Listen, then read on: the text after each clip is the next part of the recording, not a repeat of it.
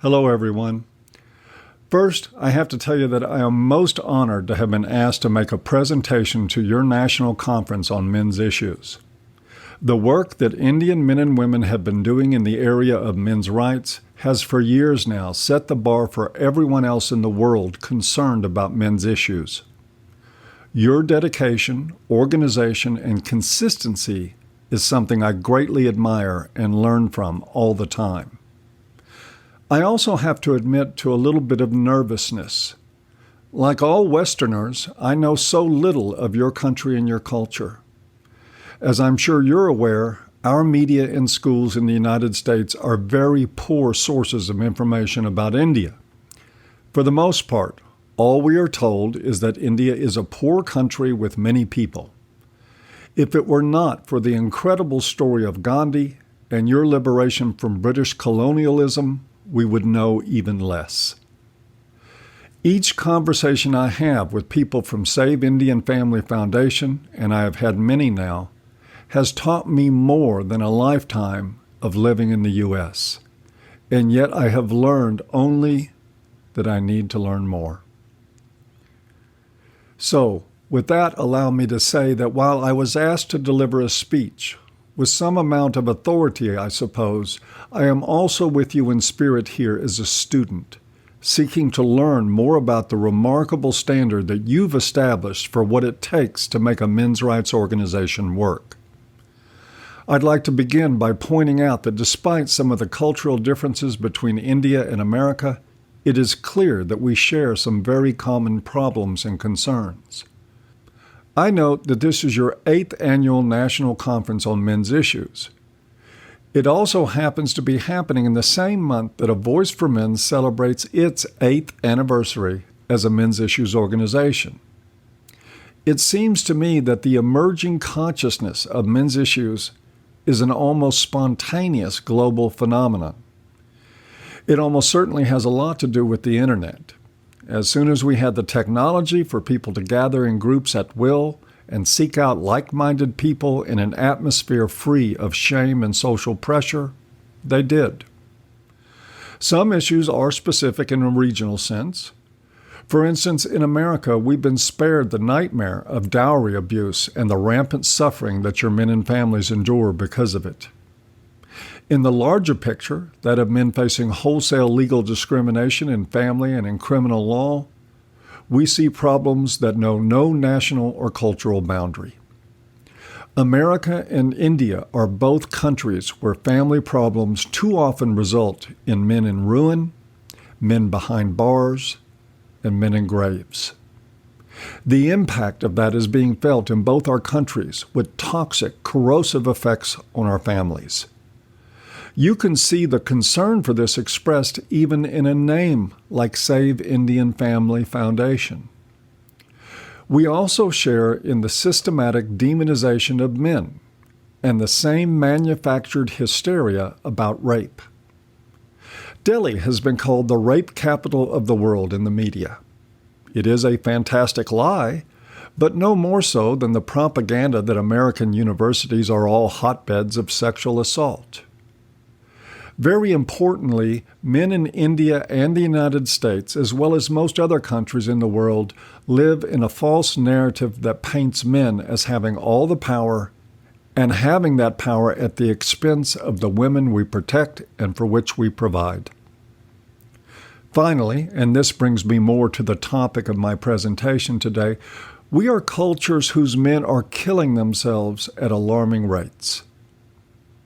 When you examine the reasons why men take their own lives, you see few differences in any country around the world. Even with a variety of reasons that men commit suicide, some standout problems are universal. According to Government of India statistics, there were 109,186 suicides for which the reason could be determined in 2014. Nearly half of them, 51,927, were directly related to family conflicts, marital problems, and economic issues of one kind or another. Almost all the remaining suicides were either due to extreme mental illness or, more prevalently, chronic diseases and terminal illnesses like cancer. Since India, like the rest of the world, sees men ending their own lives at least twice the rate of women, we begin to get an image of how family issues affect men, including the many more who do not suicide, but who choose to live silently with the pain of those problems. I pointed out that an overarching source of male suicide is either from family or economic reasons. It is important to remember that for men, economic problems are family problems. Men who cannot, for whatever reason, provide for their families face grave social pressures and judgment and experience personal shame. Though we can probably never make any definitive conclusions about it, one has to wonder, too, how many men with chronic, debilitating, or terminal illnesses took their lives because they were unable to provide for their families, because they felt useless and burdensome. For all we know, the relationship to expectations on men in the family may be more of a driving force behind suicide than we can possibly imagine. It does not help at all that we live in a world that is resistant to the idea that we might even raise questions about this subject. Personally, I think it's very important to do so. I have a theory, and I have to admit that it's just a theory, but a theory I think is worth exploring. That theory is that all of this is connected. There is something in our shared history as human beings that plays a role in modern male suicide rates, in the practice of insanely unjust laws, in false narratives that engulf entire cultures in the hypnotic suspension of disbelief, in the routine demonization of men, and in the difficulty of talking about or changing any of it. How else can the whole world believe that Delhi is a city where it is unsafe for a woman in her own home because of domestic violence, as well as being unsafe if she leaves her home because of sexual violence? How can men's suicide rate so drastically exceed that of women in every country in the world? How can it be that across the world men are perceived as all-powerful abusers standing on the backs of women? I don't mean just the crazy sexual politics of feminism, but rather the human psychology that allows this sort of thinking to be so widely embraced without challenge.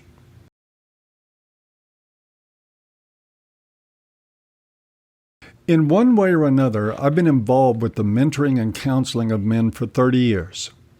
This has included populations of men with alcohol and drug problems, men and adolescents in the criminal justice system, as well as men struggling through divorce and relationship problems. I can tell you that my experience paints, at least for me, a very clear picture of men across a wide spectrum of cultural, racial, religious, and ethnic divisions. A small percentage of those men, about 5% or less in my opinion, are victims of psychiatric disorders so severe that they are virtually untreatable with any kind of cognitive therapy. This includes sociopathic, chronically criminal men who are destined for lives of violence and destruction. Some others have personality disorders so severe that healthy relationships, even with members of their own family, are all but impossible. But then that is just a fractional minority of the men I've worked with. Starting 3 decades ago and continuing to this day, regardless of the problems that clients present when entering our consultations, for instance, depression, problem drinking, or problems with self-image, we almost always trace their issues back to their relationships with women. I want to make it very clear that I'm not saying at all that women are the cause of these men's problems. Certainly, there are many women who contribute to the problems that men have with them, but understanding that is not really helpful in understanding what is plaguing the men. What I see in men over and over again is taking their natural instinct to protect and care for women to the most extreme and sometimes destructive levels. And I have seen an unending procession of men for many years who are psychologically devastated when they think their efforts to make a woman happy have failed. This psychological devastation can be aggravated by social and legal forces as well as family pressures. That sometimes puts men over the edge. A small number of those men take their lives. A great many of them simply live with the depression and other problems that result from their relationships. Many even turn these feelings into a hostility toward women. It is understandable under the circumstances how that happens, but my experience with men tells me that simply being angry at women is not a long-term solution or even a short-term one for that matter. One big question to try to answer here is how we got here.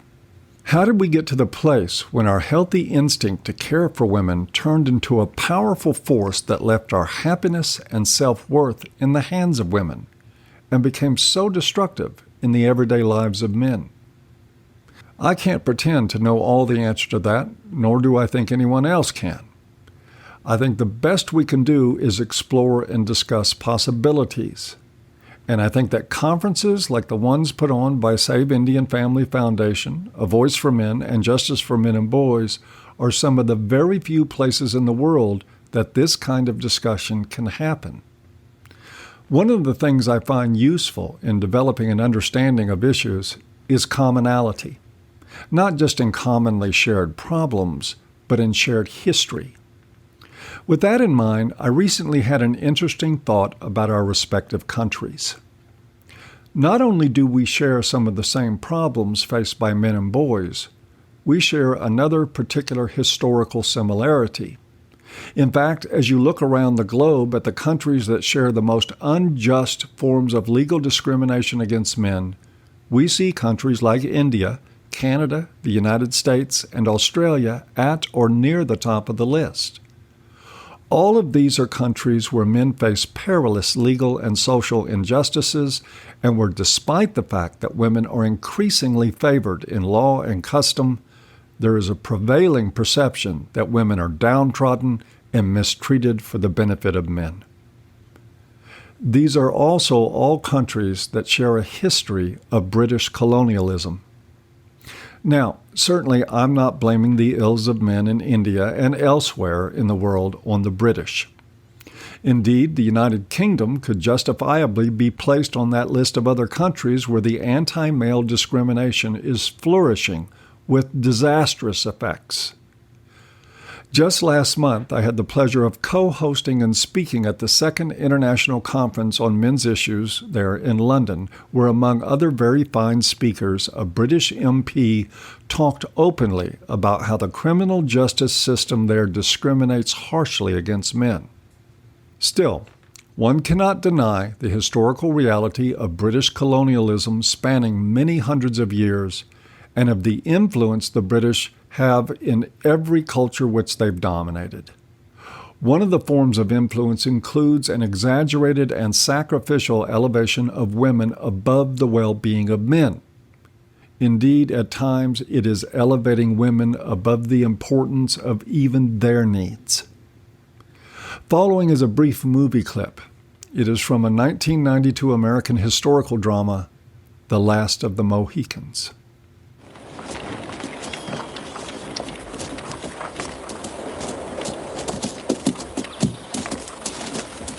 Alice, can we rest him? Absolutely. You there. Scout! We must stop soon. Women are tired. Not here. 2 leagues. Better water. We stop there. No, stop in the glade just ahead. When the ladies are rested, we will proceed, you understand? Magua rannago rado sul run rago. Isa ganrase. You nunque. Sine cazzara. Excuse me, what did you say? Magua said, I understand English very well. Now, of course, this is just a dramatic demonstration, and it is on the extreme side. But it is also a fair representation of how, at the time, the legacy of medieval notions of romance and chivalry were expressed in traditional British culture. And we can see examples of that in the same heightened sense of expected chivalric sacrifice expressed to this day in any nation that was once under colonial rule. That is not to deny that all countries, even those never under British rule, have not put a premium on the caretaking of women. We just happen to be at one point in history where codified chivalry of medieval European origin has had the most lasting effect. We see it in discriminatory codes that form family law, in the indifference to men who suffer physical, emotional, and legal abuse at the hands of their wives, in the way that the entire world embraces outrageous fantasies about the power of men and the vulnerability of women. And we see it so commonly, so universally, that we now have a spontaneous global movement forming to struggle against these problems and to mitigate the damage they're causing. So far, the only possible solution to all this is the burgeoning men's human rights movement. The question is, where do we go from here?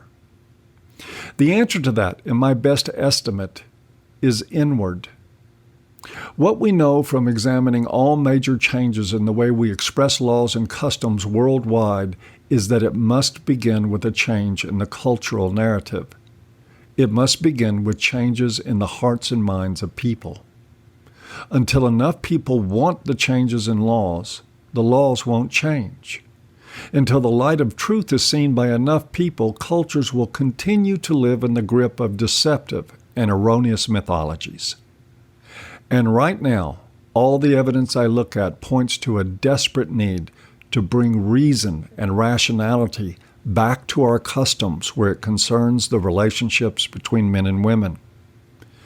The blind pursuit of a courageous, protective championship of women may have noble origins, but it can have completely destructive ends for men and women alike. In the last International Conference on Men's Issues, Anil Kumar of Save Indian Family Foundation gave an outstanding presentation on the growth model for activism in Indian culture. You will find it linked to the low bar of this video on YouTube. Anil covered a lot of ground in great detail for the time that he had. But the one thing that stood out to me more than anything else is that he put emphasis on SIF gatherings being designed to bring value to the men who attended them. That by itself, the idea of bringing value to the lives of men as a group, is a revolutionary idea. In the West, we have been so focused on how to get men together to work at activism, and in pursuing this blindly, we have basically only offered men an opportunity to sacrifice in the name of a cause. We have grown, attracting many talented and energetic men and women, but in the process, many of the men who need support the most are left behind simply because they have already been through so much they have so little to give. That is something we need to change. That is something we are going to change. We have already begun a series of retreats for activists where the focus is much more on community and connection than on activism, more on giving support than on asking for work to be done. We will continue this and expand on it using the fine work in India as a guiding example.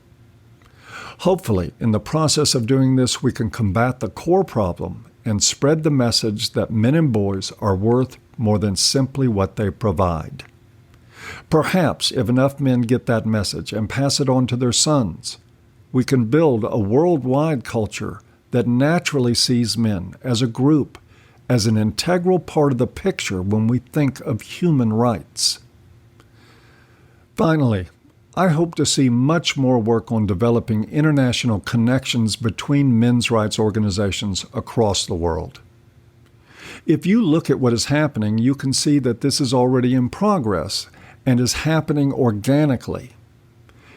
At the last International Conference on Men's Issues in London, we had 20 speakers over 3 days from no less than 16 nations. There were speakers and representatives from across Eastern and Western Europe, all of Great Britain, Scandinavia, the U.S. and Canada, and of course, India. Personally, I was so inspired by what's happening in India that ABFM is planning a delegation to visit there in the spring of 2018. I want our team to meet with your members, to personally discuss what is working for you and why, and to learn as much as we can from the people who are actually leading the world in men's activism. Also, A Voice for Men, in association with the UK's Justice for Men and Boys, will be having our next international conference on men's issues in Gold Coast, Australia, in June of next year. We have invited members of Save Indian Family Foundation to speak at that event as well. And so now I also want to take this opportunity to invite Save Indian Family Foundation to be named alongside A Voice for Men and Justice for Men and Boys as co-sponsors of this important event. I can't think of a more fitting way to tell the world that the future impact of the men's human rights movement is undeniable, unstoppable, and global.